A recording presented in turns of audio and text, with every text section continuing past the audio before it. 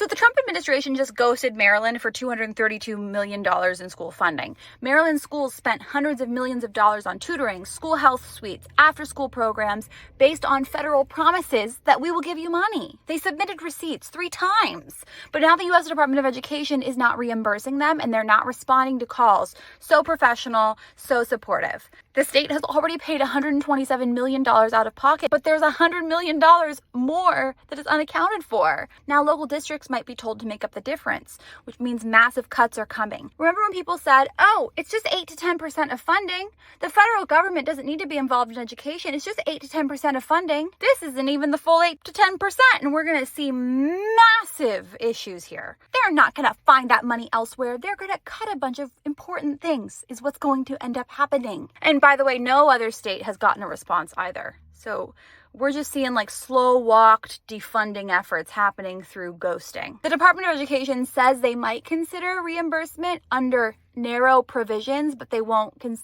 clarify what that means. Even if this was just a Maryland issue, this would still be bad, but it's not, because this is what happens when you use federal power to not support education, but to starve it instead.